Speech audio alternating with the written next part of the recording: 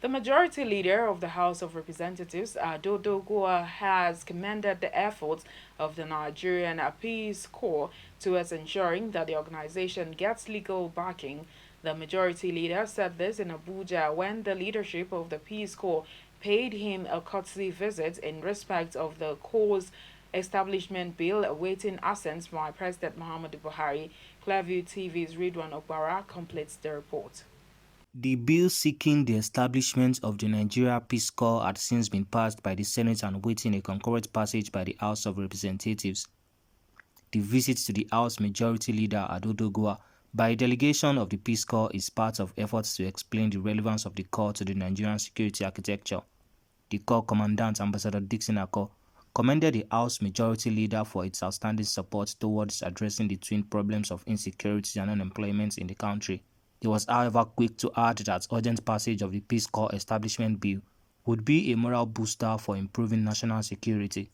On behalf of the Peace Corps Council and the entire officers and men of the Peace Corps, sincerely appreciate you because it was just a text message I sent to you that I wish to see you.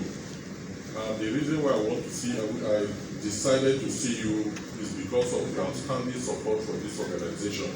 Responding, the House Majority Leader assured that he will personally sponsor the motion before the floor of the House.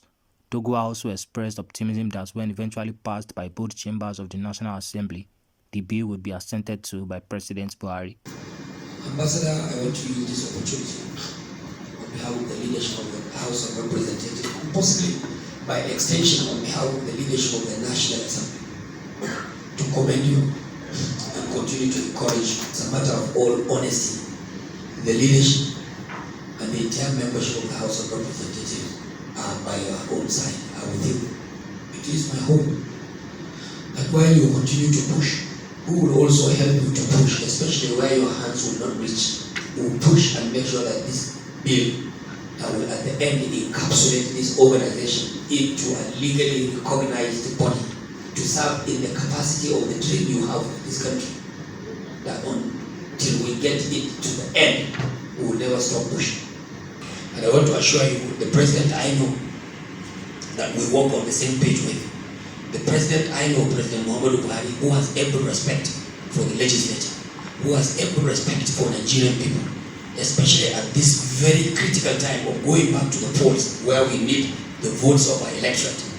Mr. President, when given a second chance or second opportunity to look at this bill again, I want to promise you and give you the assurances that he will, in the interest of Nigerian people and the interest of Nigerian state, accent your bill this time around. The bill seeking to establish the Nigerian Peace Corps into law will be sent to the House of Representatives for concurrence before it is submitted to the President for assent. In 2018, President Buhari had rejected the Nigerian Peace Corps Establishment Bill, citing security concerns and financial burden of funding the Corps. The issue raised by the President had been addressed in the reintroduced bill, which was repassed by the Senate 2 months ago. Ridwan Ogbara, reporting for Clearview Television. A lawyer, Malcolm Omirobo, has been in the news for attending proceedings at the Supreme Court on Thursday dressed as a traditional worshipper in apparent protest against the judgment of the Apex Court sanctioning the use of hijab by female Muslim students in Lagos State public schools. Omirobo said his action is in response to the Supreme Court's judgment of Friday against the Lagos State government that female Muslim pupils can now wear hijabs to school. He said, quote, I am being satirical. I am trying to comply with that judgment. By that judgment, they are saying that wearing a hijab is a mode of worship by Muslim female students or pupils, and any attempt to deprive them of that will amount to the violation of their fundamental human rights, freedom of thought, conscience, and religion, and stopping or harassing them will amount to a violation of their rights to dignity of their persons. It is not just an Islamic or private school, it is a public school. Nigeria is a multi-religious society. We have the traditional worshippers, Christians, Muslims, Rastafarians, Buddhists. The judgment implies that as long as we all have rights, we can all be allowed to go to our places of work or schools in our religious attires. End of quote.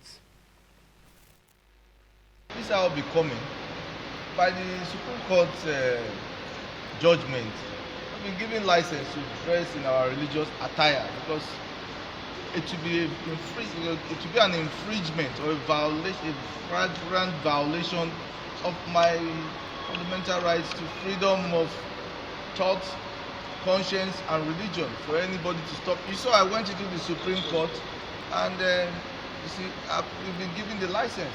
Even my children will dress like this to the school, and I will encourage my fellow traditionalists, those who are serving the local, and Shango and Shokono, God of thunder, God of iron.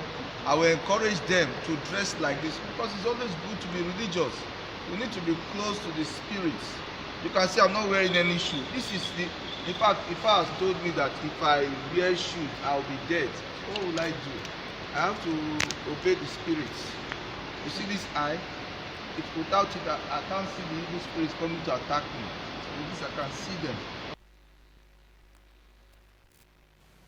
It was jubilation galore on Friday in Gusau, the Zamfara state capital, as all the 29 persons who were abducted while returning from a wedding ceremony regained their freedom and were reunited with their loved ones and family members. Our correspondent reports that the excitement of the freed abductees, their families and friends alike knew no bounds. It was celebration galore for friends and family members of the 29 wedding guests who were adopted in Gusau, the Zamfara state capital, on 11 June. When the news of their release filtered in, these well-wishers took to the streets to celebrate the self-release of their loved ones. Chairman of Union of Communication in Zamfara State, where the adoptees worked, Kabiru Garba, spoke on behalf of his colleagues. He encouraged them to take the trying times in good faith. These are children we adopted since Saturday, the 11th June, and today, Friday, has been their 13 days in captivity. And until Thursday evening, God gave them freedom. I am calling on our children to take the incidents as a trial that God brought to them, and to note that even servants of God face different kinds of trials. We, the rest of the people, we should continue to pray and thank God for the trial and victory He brought. Recall that the victims were returning from Tambuwal town where they attended the wedding of their colleague when they ran into their abductors.